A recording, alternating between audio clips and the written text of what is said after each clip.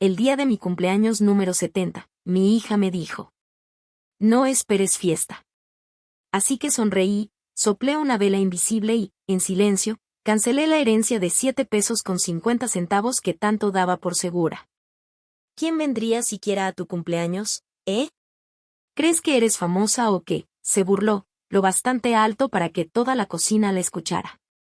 Luego se giró hacia la alacena y sacó un frasco.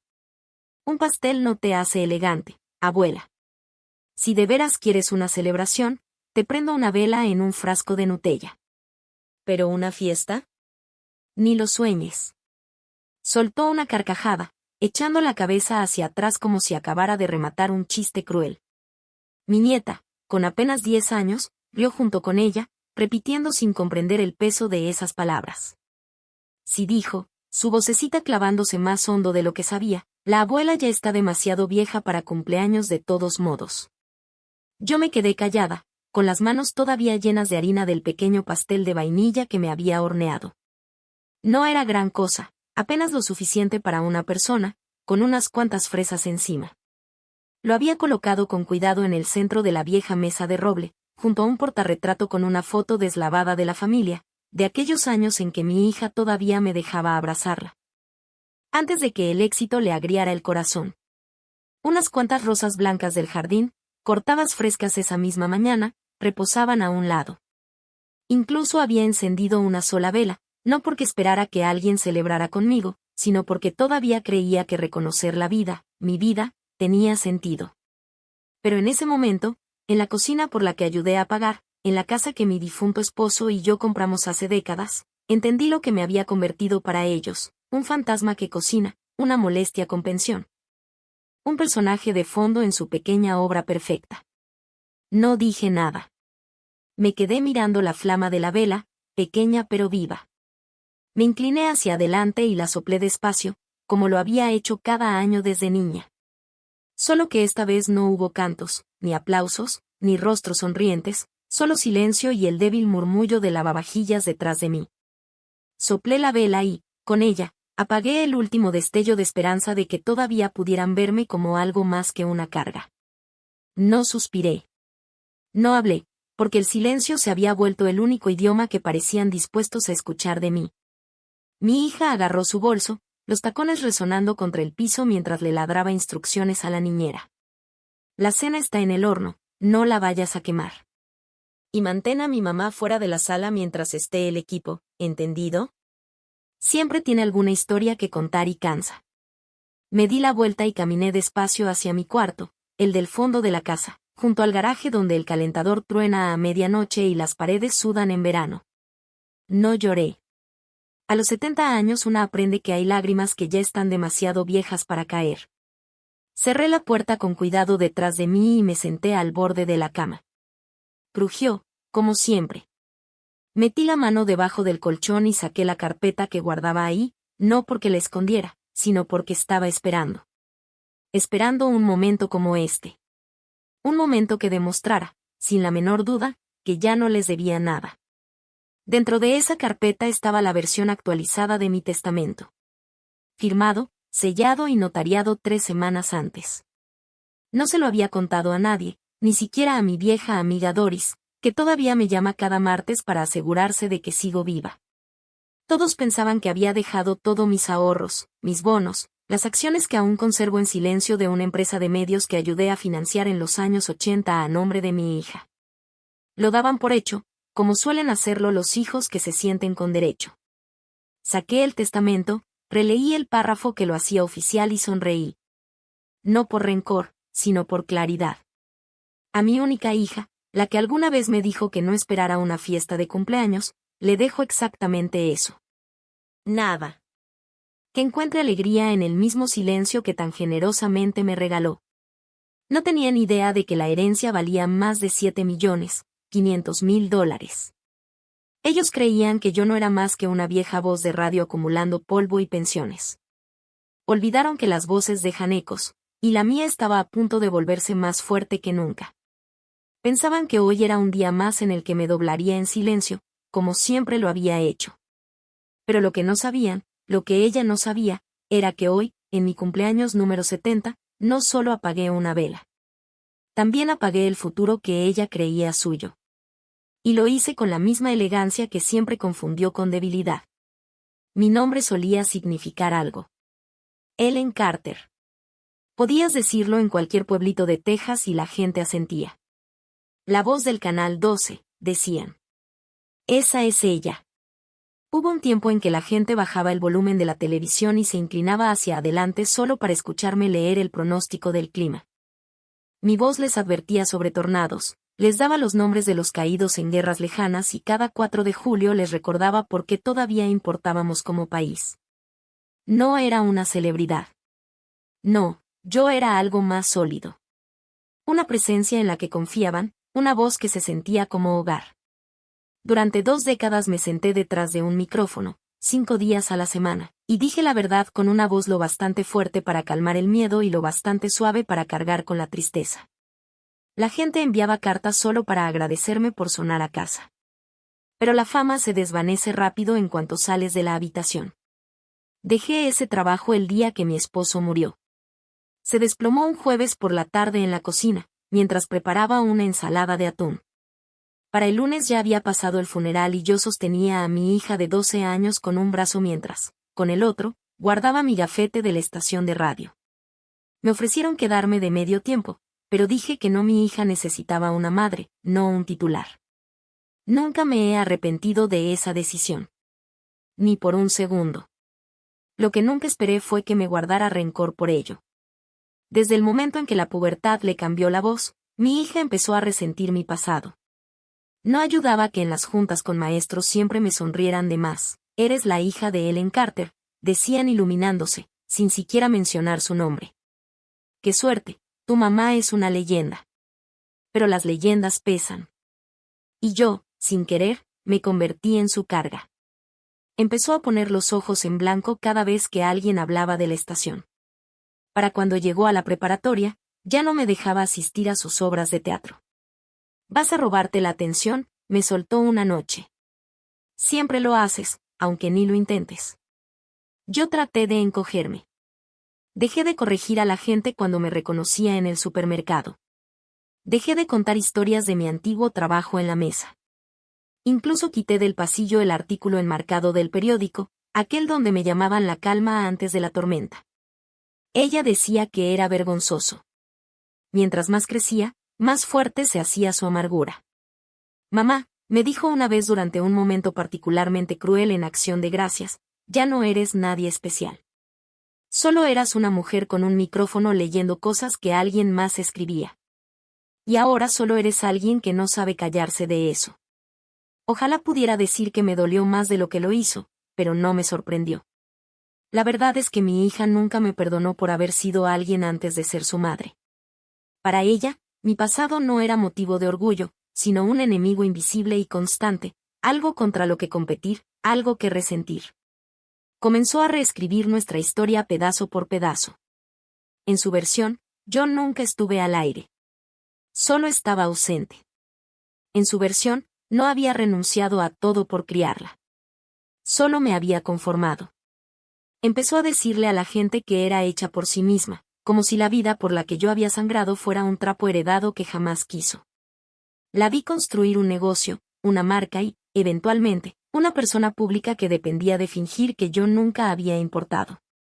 Y durante años se lo permití.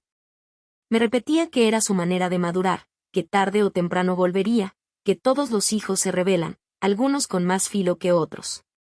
Pero luego llegó el día en que lo dijo en voz alta, frente a su propia hija, con la risa atorada en la garganta y el desprecio en los ojos. Mamá, a nadie le importan tus historias viejas. El mundo ya siguió adelante. A lo mejor tú también deberías hacerlo. Fue entonces cuando supe que no se trataba solo de olvido. Era borrador. Deliberado, conveniente, frío. Mi voz, la misma en la que un estado entero había confiado para escuchar la verdad, se había convertido, para ella, en simple estática.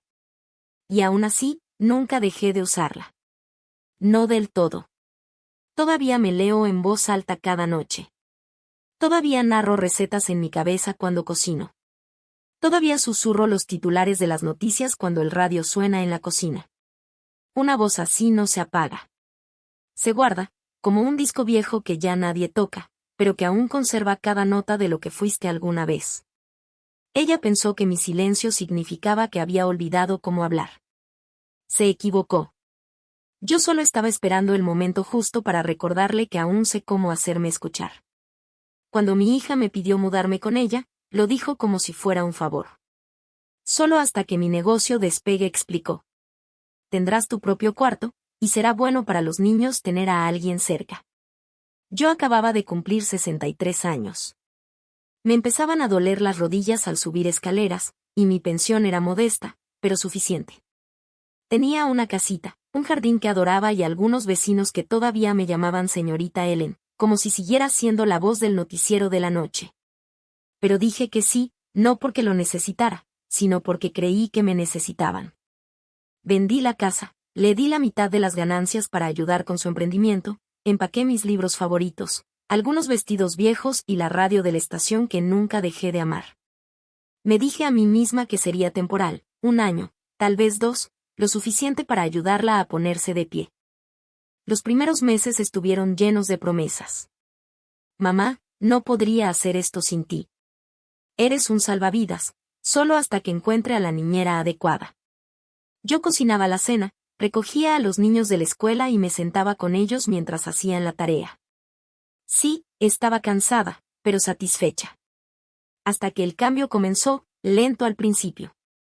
Mi cuarto fue movido al fondo de la casa, no por falta de espacio, decía ella, sino para que los niños no me despertaran. Mi sillón favorito desapareció de la sala, aparentemente donado porque no combinaba con la estética. Empezó a recibir invitados, clientes, colegas, gente de la marca, y con ellos llegaron las instrucciones: no entres a la cocina mientras grabamos. Trata de no estar en el pasillo cuando llegue el equipo. Y, por favor, nada de historias viejas durante la cena. Los niños han estado teniendo pesadillas. ¿Pesadillas de qué?, pregunté. De cuando les contaste sobre cubrir un huracán. La historia de mi primer departamento con su abuelo, donde las paredes eran delgadas, pero éramos felices. Me estaba volviendo invisible. Peor aún, me estaba volviendo un estorbo. Llegó al punto en que ya no me incluían en la mesa. En las cenas familiares me pedían que comiera antes o que esperara hasta después. Solo tenemos 6 sillas, dijo una vez, encogiéndose de hombros. Como si no fuera de su sangre, como si fuera un mueble. Empezó a dejar ropa fuera de mi puerta. Esto es para ti, dijo una vez, levantando un par de pants beige y un suéter sin forma. Solo algo más cómodo para estar en la casa, ya sabes, por si alguien pasa. Traducción: tus vestidos viejos me dan pena. Tú me das pena. Empecé a sentir que ocupaba un espacio que nadie quería admitir que era mío. Cocinaba sus comidas, doblaba su ropa, arrullaba a su hijo menor durante una fiebre mientras ella asistía a una fiesta de lanzamiento, y aún así me hablaban como a una voluntaria que se había quedado más de la cuenta. Pero me quedé callada. Eso es lo que hacemos las mujeres de mi generación. Aguantamos. No explotamos. Nos erosionamos. Hasta esa tarde. Era domingo. Mi hija estaba organizando un almuerzo en el jardín para su nueva marca de bienestar. El patio estaba impecable, sillas blancas, fotos de cristal con agua de limón, pequeños carteles que decían respira en cursiva. Ayudé a colocar las mesas. No me lo pidieron, pero lo hice de todos modos, por costumbre. Tal vez por esperanza. Llevaba un vestido azul suave que solía usar para ir a la iglesia. Modesto, simple, un poco desteñido, pero todavía yo. Mientras le pasaba a una de las invitadas un plato de sándwiches de pepino, ella sonrió educadamente y preguntó: ¿también hacen jardinería, o solo catering? Parpadeé. Hablaba en serio. Antes de que pudiera decir algo, miré a mi hija, que estaba a solo unos pasos de distancia. Ella lo escuchó. Sé que lo hizo. Me miró a mí, luego a la mujer, y en lugar de corregirla, se rió. Me pasa mucho, dijo. Mi mamá siempre anda ocupada en el jardín. Eso fue todo. No, ella no es la jardinera. Es mi madre. No, Ella construyó todo lo que tengo. Esa risa, ligera, sin esfuerzo, me dijo todo. La imagen era más importante que la verdad, y yo ya no era parte de la suya. Solo una pequeña, cortés carcajada que mantenía intacta su imagen. Me disculpé y entré a la casa. Me senté en el piso frío de la lavandería, entre una canasta de toallas dobladas y un trapeador que usaba más de lo que debía. No lloré. En cambio, metí la mano en el bolsillo de mi delantal y saqué el viejo micrófono de solapa de mis días en la radio. Era una tontería, lo sé. Lo guardaba conmigo como un talismán, un recordatorio de que alguna vez tuve voz, de que alguna vez importé. Sentada ahí, lo sujeté a mi cuello. No porque alguien estuviera escuchando, sino porque me recordaba que aún tenía algo que decir. Era solo una caja, de madera, teñida de nogal, con un pequeño broche dorado. La había pulido la noche anterior con un paño suave y manos temblorosas. Dentro, envuelto en terciopelo azul, estaba la joya heredada de la familia, el juego de joyas de mi madre. Un modesto collar de perlas, un broche a juego y aretes en forma de pequeñas flores. No tenía valor en el mercado, pero sí un significado profundo. Mi abuela las usó el día de su boda. Mi madre las llevó el día que votó por primera vez. Yo las usé cuando hablé en el funeral de mi esposo. Se las di a mi hija un jueves por la tarde, pensando que tal vez el sentimiento todavía significaba algo. Ella abrió la caja, la miró un instante y luego se burló. Esto parece que debería estar en un museo, no en mi cuello, dijo, medio riendo. ¿De verdad crees que usaría esto? Empujó la caja sobre la mesa con un dedo, como si contuviera polvo en lugar de historia. No me gusta lo vintage, mamá. Además, ya tengo estilista. Me senté frente a ella, con las manos fuertemente entrelazadas en el regazo. Quise decir algo, cualquier cosa, pero las palabras se me atoraron en la garganta como anzuelos. Así que asentí, recogí la caja y la dejé sobre la encimera de la cocina, como un regalo abandonado. Para la hora de la cena, ya había desaparecido. Nunca la volví a ver. 2 días después, la encontré en el cajón de cosas inútiles, junto a cupones caducados y cables de cargador de repuesto. Ese fin de semana, lo intenté de nuevo. Cociné su pollo rostizado favorito con romero, puré de papa con crema y pan de maíz desde cero. Puse la mesa con servilletas de tela y platos de verdad, no los desechables que ella solía usar. Incluso encendí una vela, esperando que la luz cálida tal vez ablandara el muro que había crecido entre nosotras. Mi nieta se sentó frente a mí, parloteando sobre la escuela y un libro que estaba leyendo. Le gustaba cuando yo contaba historias, especialmente las de cuando trabajaba en la estación. Sus ojos se iluminaban cuando hacía la vieja voz de cierre.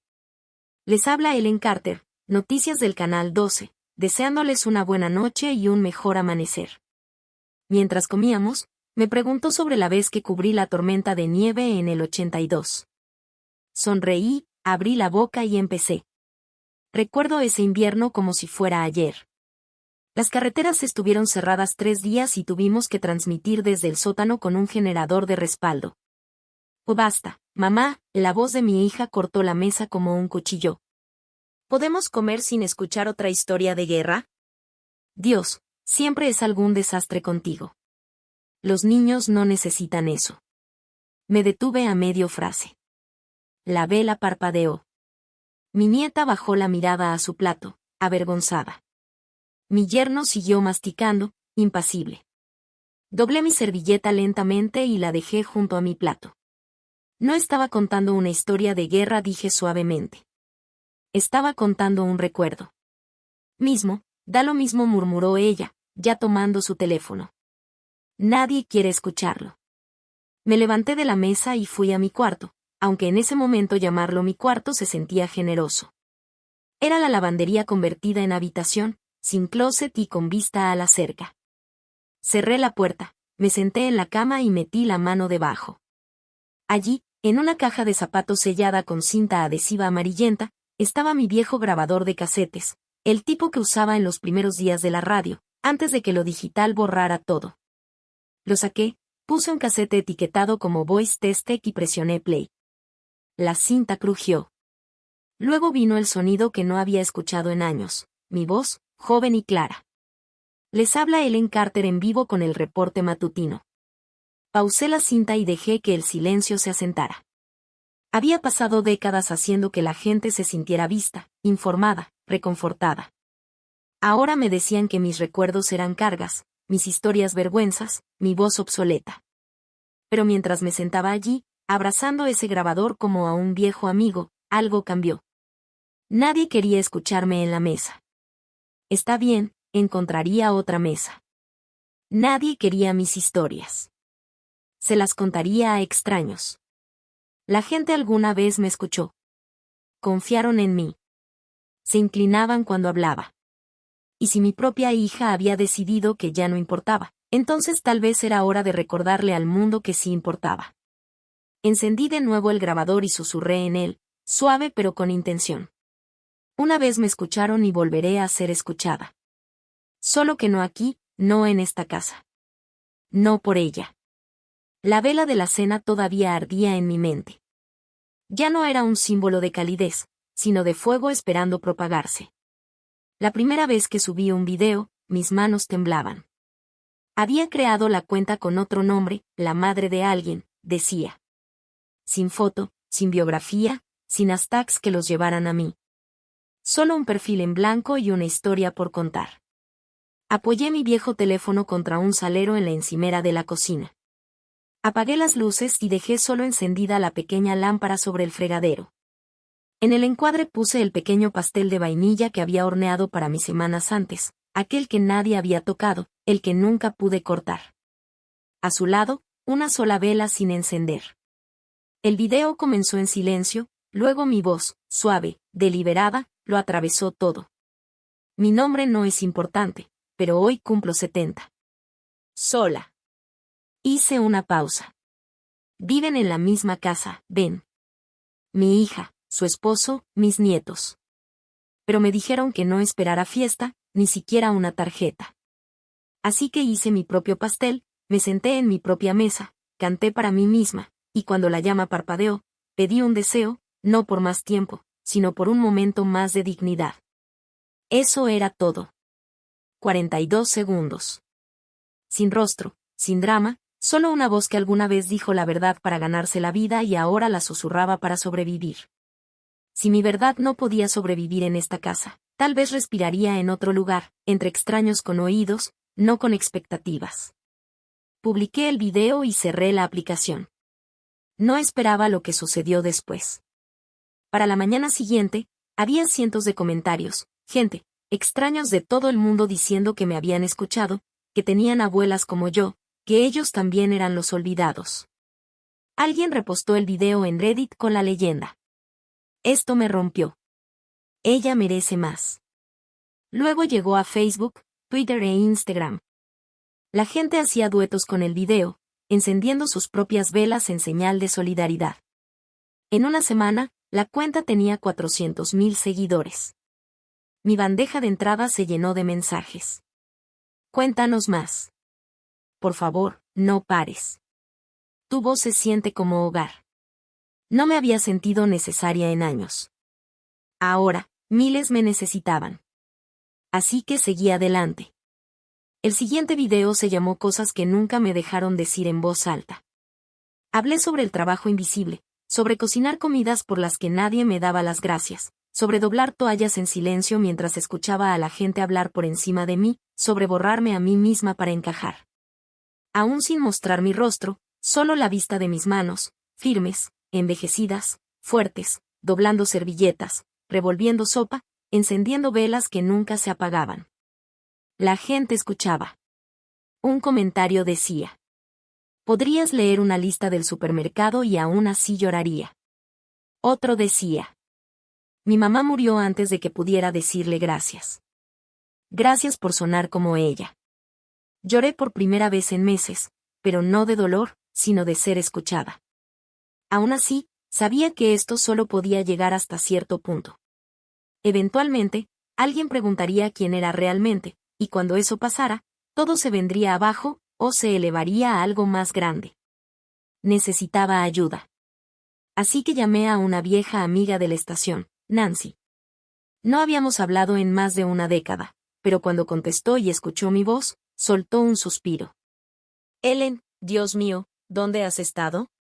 Hablamos durante horas. Le conté todo.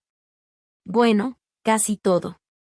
Me preguntó si quería volver al aire, aunque fuera para un segmento como invitada. Dudé. Aún no dije. No es el momento adecuado. Estoy construyendo algo en silencio. Pero ella se ofreció a ayudarme. Me conectó con una productora independiente especializada en entrevistas anónimas. Juntas elaboramos un reportaje especial, Las mujeres olvidadas. Acepté aparecer, pero solo en sombra, solo como una silueta. ChatGPT said. Sin nombre, solo la voz. ¿Y la condición? Quiero que sepan quién soy, le dije a la productora, pero no hasta el momento exacto en que deban recordarlo. Quiero que caiga como un trueno después de un largo silencio. Él asintió. Lo entendió. El día que se transmitió el segmento, me senté en mi cuarto, aún el espacio convertido de lavandería, aún olvidada por quienes estaban apenas al otro lado del pasillo, y escuché mi historia contada en televisión nacional. Mi voz, envuelta en anonimato, recorrió hogares por todo el país. Me dijeron que me mantuviera callada, decía en la grabación, que me encogiera, que agradeciera las migajas. Pero yo solía hablar por trabajo, y ahora hablo por las mujeres que ya no pueden. El clip se volvió viral otra vez. Esta vez, aún más rápido, la gente empezó a investigar, intentando adivinar quién era. Celebridades lo compartieron. Programas de entrevistas preguntaban: ¿han visto a la abuela Sombra? Y justo al otro lado del pasillo, mi hija deslizaba el dedo por su teléfono, viendo cómo se desarrollaba la historia. Completamente ajena a que la mujer celebrada era la misma a la que ella le había pedido que dejara de contar historias en la cena. La observé por la rendija de la puerta. No tenía idea, y esa fue la parte más deliciosa de todo. Nunca esperé que explotara de la manera en que lo hizo. Una mañana, mi rostro, bueno, el contorno borroso de él, apareció en las pantallas de televisión de todo el país. Lo llamaron el solitario cumpleaños de la abuela. Un clip suave y conmovedor de una mujer encendiendo una vela para sí misma, con una voz que hacía que incluso los presentadores más duros se detuvieran. El segmento se transmitió durante el noticiero nacional de las 10 de la noche. El presentador, un hombre pulido con un barítono suave, lo introdujo como un elogio fúnebre. Esta noche, dijo, una historia que ha tocado los corazones de millones. Una voz desde las sombras. Una abuela olvidada en su propia casa, encontrando la manera de hablar más fuerte que nunca sin levantar la voz. Luego lo mostraron. Mi historia, con mis palabras, acompañada de música de piano suave y clips en blanco y negro de manos envejecidas encendiendo una vela, doblando servilletas, revolviendo sopa. El mundo escuchó. Leí los comentarios con los dedos temblorosos. Esto me rompió. Se lo envié a mi mamá y lloré. Esta mujer es mi abuela, mi vecina, mi corazón. Empezaron a llegar flores a buzones de correo que nunca había compartido. La gente donaba a organizaciones benéficas en mi honor. Artistas pintaron cuadros de mi mano sosteniendo la vela. Una mujer incluso se tatuó las palabras que todavía se escuchaban en su muñeca. Y con cada publicación, cada comentario, cada hashtag, el misterio se profundizaba. ¿Quién era la solitaria voz de la abuela? La gente intentaba analizar los sonidos de fondo, mi acento, hasta los cubiertos que se alcanzaban a ver en el video. Trataban de comparar la cadencia de mi voz con la de viejos presentadores de televisión. Surgieron hilos en Reddit conectando puntos que no tenían por qué estar conectados. Los detectives de TikTok compilaban teorías de conspiración como modernos Sherlocks. Mientras tanto, a solo un pasillo de distancia, mi hija desplazaba el dedo por su teléfono. Estaba irritable desde hacía días. Sus seguidores le preguntaban si había visto a la abuela viral. Su bandeja de entrada se llenó de artículos titulados: La generación olvidada habla y quién la lastimó. Amigos la etiquetaban en publicaciones. Clientes le enviaban mensajes directos. Algunos bromeaban, otros no tanto. Oye, esto suena como tu mamá.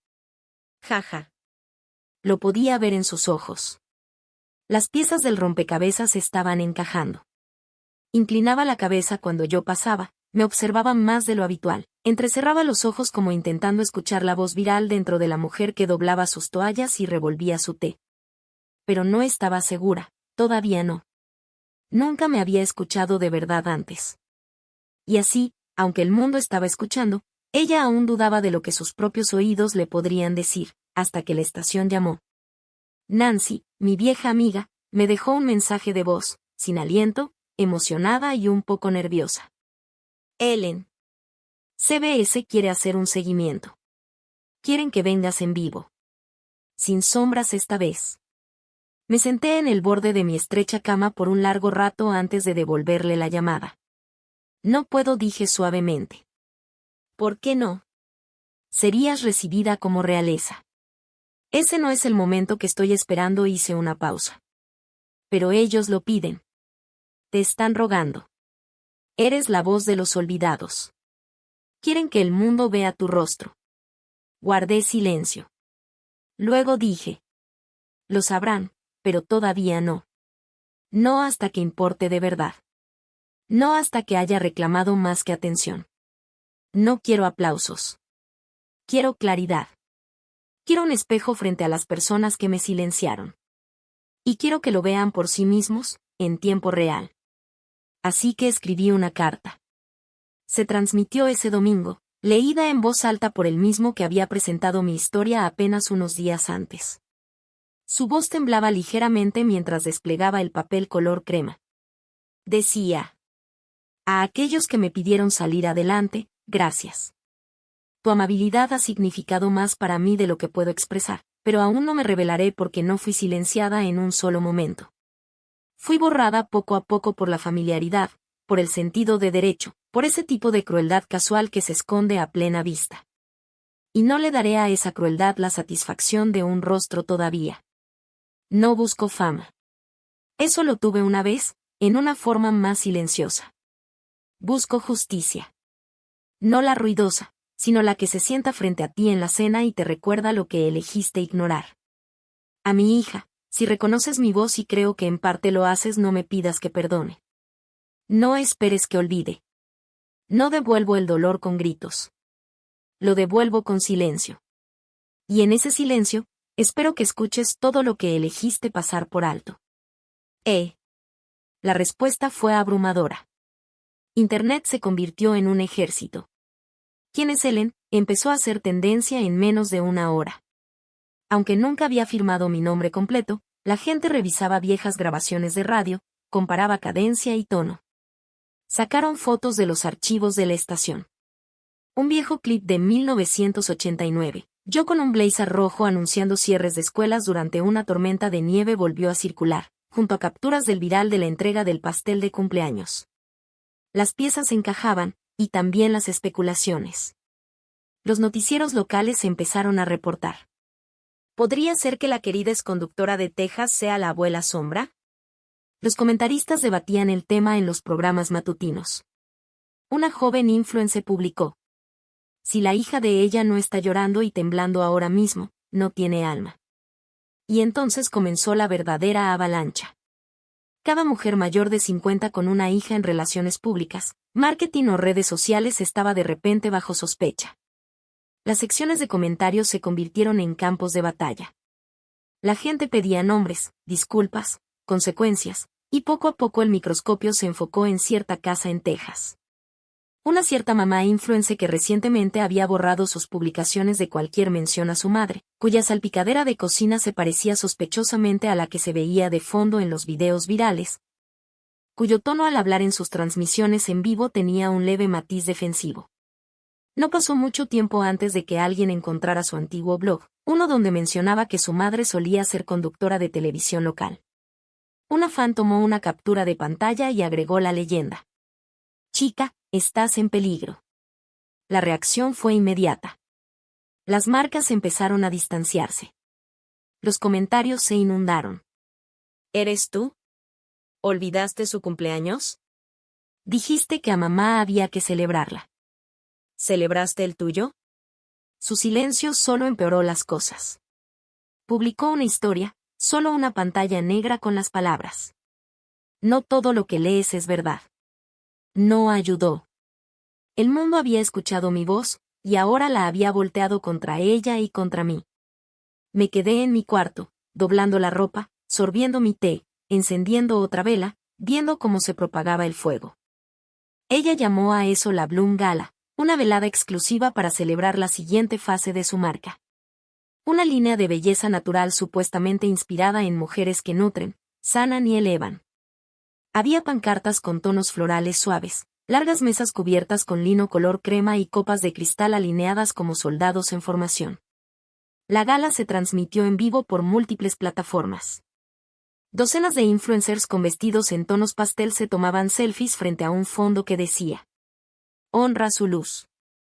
Y en el centro de todo, mi hija estaba de pie con un vestido de seda blanca, sosteniendo un micrófono y hablando con la confianza de alguien que creía que su versión de la historia nunca sería cuestionada. Nunca me habían invitado. Claro que no. Pero aún así, me presenté.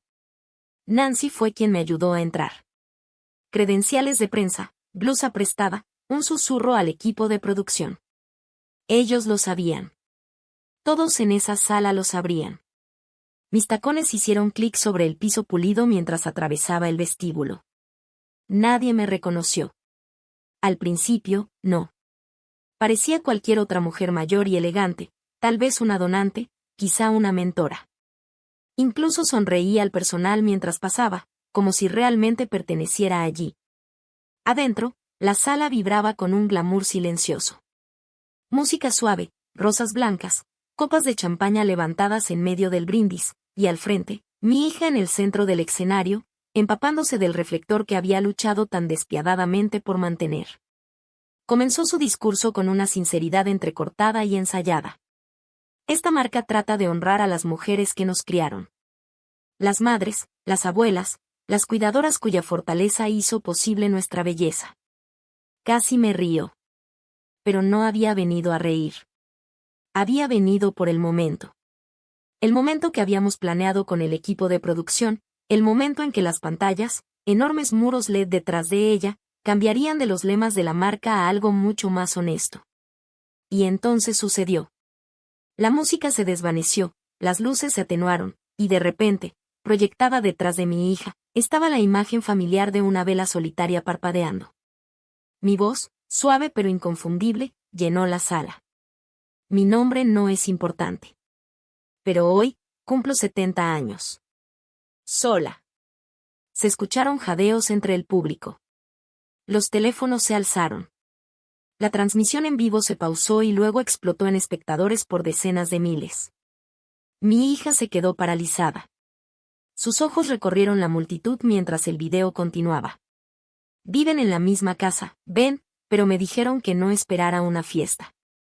En algún lugar, alguien susurró: esa es ella. Esa es la abuela. Las cámaras se giraron y entonces el reflector me encontró. Yo estaba parada cerca del fondo, manos entrelazadas, rostro firme. Alguien gritó: la abuela acaba de arruinar la recaudación de su hija. Di un paso adelante, lento, deliberado, como una mujer que había esperado toda su vida para esta caminata. La multitud se abrió mientras avanzaba, y para cuando llegué al escenario, el único sonido en la sala era el eco de mis zapatos. Ella seguía paralizada, micrófono en mano, boca ligeramente abierta. Tomé el micrófono con cuidado. No resistió. Miré a la multitud, a las cámaras, a los influencers, a los invitados silenciosos y atónitos, y dije: gracias por estar aquí esta noche. Significa más de lo que imaginan. Luego metí la mano en mi bolso y saqué una hoja de papel, color crema, doblada 2 veces, mi testamento. La desplegué lentamente y le leí a mi única hija, la que una vez me dijo que no merecía un cumpleaños. Hoy le devuelvo el favor, no mereces la fortuna en la que contabas. No mereces el silencio que una vez te di. No mereces un legado construido sobre mentiras. Un murmullo recorrió la sala mientras continuaba. Este es mi testamento actualizado, notarizado, registrado, legal. La totalidad de mi patrimonio, incluyendo mis ahorros, mis inversiones y las propiedades que alguna vez asumiste serían tuyas, ha sido transferida a la Fundación Stilger. Un fondo que apoya a mujeres mayores que han sido descuidadas por aquellos a quienes criaron. Doblé el papel, miré a mi hija a los ojos y terminé. Me dijiste que era demasiado vieja para velas, demasiado vieja para historias, demasiado vieja para importar. Pero esta noche aprendiste algo que yo siempre supe, las voces no envejecen. Esperan. La sala estalló. No con vítores, no todavía, sino con cámaras, con jadeos, con el zumbido de la verdad rompiendo el vidrio. Bajé del escenario, entregué el micrófono al presentador, que me miraba como si yo fuera el evento principal, y caminé entre la multitud mientras los aplausos comenzaban a crecer, suaves al principio, luego más fuertes. La gente se acercaba para tocarme el brazo, para agradecerme, para decirme, ojalá mi abuela hubiera podido hacer eso. Mi hija simplemente se quedó allí, todavía sosteniendo el micrófono, aún esperando que alguien la salvara del silencio que yo una vez soporté sola. Nadie lo hizo. La llamé voces de abuela. No por mí, no para reconocimiento, sino por cada mujer que alguna vez meció a un bebé llorando en la oscuridad y luego lloró sola en la misma silla horas después. Por cada madre que dio todo y le dijeron que dio muy poco. Por cada abuela que crió generaciones pero fue descartada como ruido de fondo en cuanto el foco de atención cambió. Tomé los 7.500.000 pesos completos. Mi patrimonio, mis ahorros, mis acciones ocultas, cada centavo que ellos asumían que ya les pertenecía, lo invertí en la fundación. Un lugar donde las mujeres olvidadas pudieran hablar, ser filmadas, ser escuchadas. Se construyó un estudio de grabación, modesto pero cálido, en el centro de un pueblo tranquilo, con sillas de terciopelo y luces suaves. Lo primero que ves al entrar es un letrero sobre la puerta. Tu voz no desapareció. Solo estaba esperando la habitación correcta. Llegaron en masa. Mujeres de 70, 80, incluso 90 años. Mujeres con manos temblorosas y ojos llenos de recuerdos. Contaban historias sobre guerras, abortos, cartas de amor quemadas en el fregadero, hijos que nunca llamaron, esposos que olvidaron cumpleaños y ese vestido que guardaron por 40 años con la esperanza de que alguien lo notara. Yo también me sentaba en esa sala. A veces solo escuchando.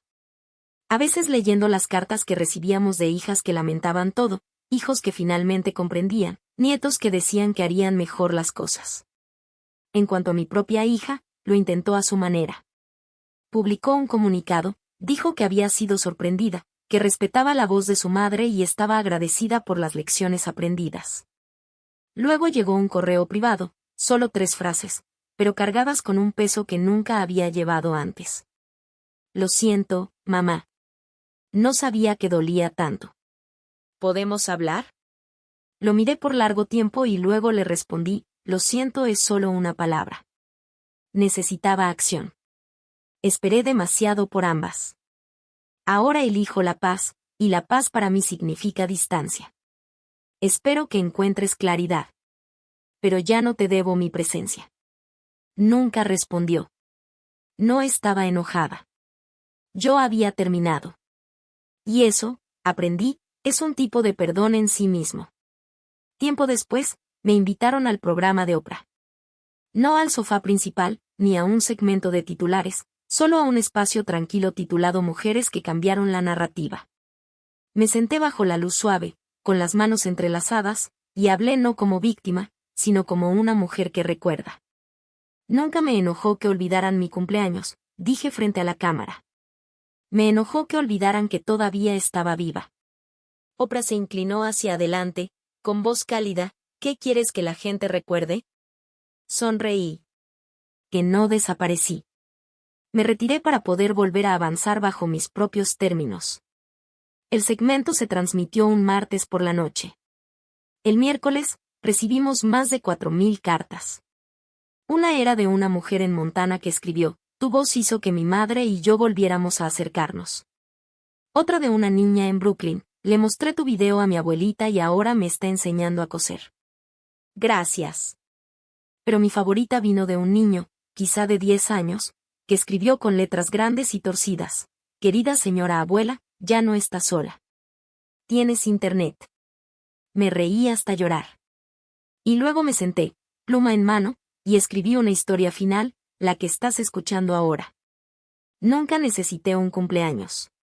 No necesitaba un globo, ni una pancarta, ni un pastel con mi nombre. Solo necesitaba que alguien, cualquiera, me mirara a los ojos y recordara que estaba aquí.